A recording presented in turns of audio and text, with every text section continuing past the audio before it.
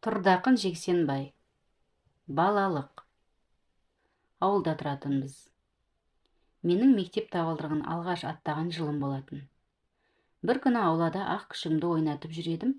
Біреу қақпа жақтан: «Әй Еркін, бері келші!» деп дауыстады. Қарасам, біздің көшеде тұратын Алдан деген бала екен. Бұл неге шақырды екен деп қасына бардым. Ол қол алысып тұрып: «Ей Еркін, біздің ауылға соғыс туралы бір күшті кино келіпті. Кеше кіріп көрдім. Керемет енді. Бүгін де кірейінші деп барсам, бірде-бір билет қалмапты. Сол киноны сенің де көргің келе ме?» деді. «Иә, көргім келеді. Бірақ билет жоқ болса қалай көреміз оны?» «Мына Алдан ағаңа ертең билетсіз ақ көресің», деді күмілжіп. Кеше ана Ермек пен Еркебай деген сыныптастарым кіре алмай жүр екен. Екеуін де алып кірдім. Ел құсап қатты орындықта отырмай, рақаттана жатып көрдік.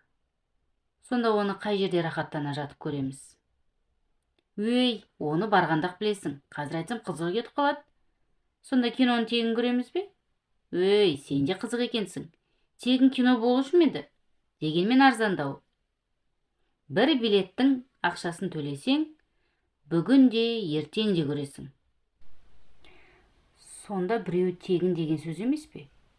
Одан артық не керек саған? Қалай, көргің келе ме?» «Жарайды, көрейік. Ендеше бүгін кешкі сағат 7-де жаңа клубтың алдына кел. Ақшаңды ұмытпа, ешкімге айтпа. Және қасыңда өзіңнен басқа ешкім болмасын. Қалай, келістік пе?» «Келістік». Екеуміз осылайша уәделестік те жай-жайымызға кеттік. Алдан менен 3-4 жас үлкен.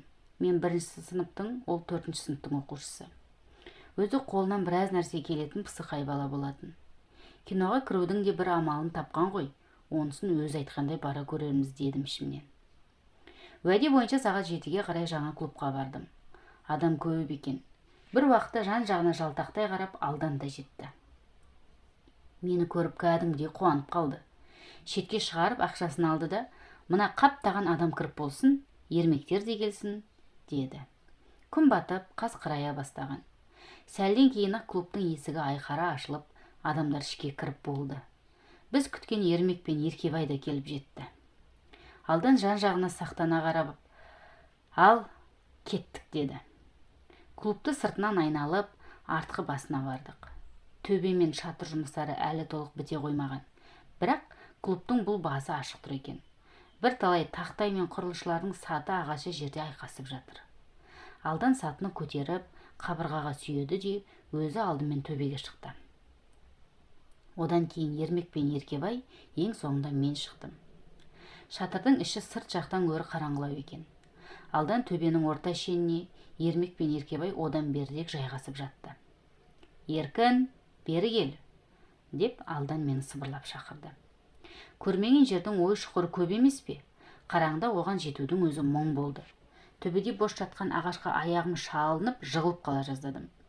Тәлтіректеп барып, құрылысшылардың балға шеге салған темір шелегін салдыр еткізіп қағып кеттім. «Өй, байқап жүрсеңші, тез бол, енді кино басталып кетті», деді Алдан. Расында солай сияқты. Сақылдап пулеметтің үні естілді. Гүрсілдеп бомба жарылып жатты. «Ура!» деп атакаға шықты. Одан сайын асығып, басымды бір ағашқа оң тұрмай ұрып алдым. Содан ауырған шекемді ұстап Алданға жеттім әйтеуір. «Міне, мына жерден қара», деп ол маған бір орынды нұсқады. Сонда барып екі тақтай арасындағы саңлаудан төменге сығалап едім, экран жартылай ғана көрінді. Толық көргім келіп, біресе олай, біресе былай қарап мазам кетті.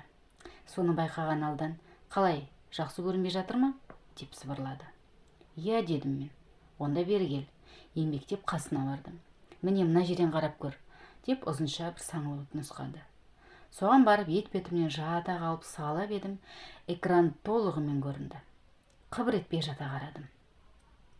Бір кезде Алдан басын көтеріп: «Қалай, жақсы болды ма?» деді. «Өте жақсы, тіпті залдағы адамдарға дейін көрініп тұр». «Өй, залды қайтесің, киноға қара», деп ол өзі де келіп, менімен бірге көріп: «Расында мына жер тамаша екен ғой», деді. Оны естіген Еркебай: «Біз де сендермен бірге көрейікші», деп Ермекті ертіп қасымызға келді. Төртеуміз бір жерге үймелеп едік. Екі тақтайдың ұзынша саңылауы бірімізге жетсе, бірімізге жетпей қалды. Өй, маған жақсы көрінбей тұр. Алдан сен ары таман жатшы, деді Еркебай. Ей, екеуің өз орындарыңа барсаңдаршы, деді Алдан қызарақтап. Жоқ, бізде осы жерден көргіміз келеді.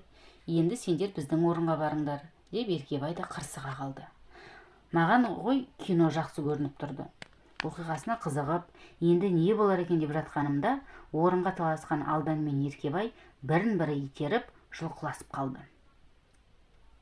Сол кезде төбенің астынан қаққан біраз тақтайы қақырап кетіп, Алдан екеуміз салдыр-гүлдір құлап, гүрс етіп залға түстік. Қараңғыда жұрт клубтың төбесі құлаған екен деп у-шу боп сыртқа жүгірді. Дүрліккен елмен бірге біз де далаға шығып кеттік. Мұрнымнан жылымшы бірдеңе аққандай болды. Қолмен сипап көрсем, қан екен. Қалай, еш жерің ауырған жоқ па?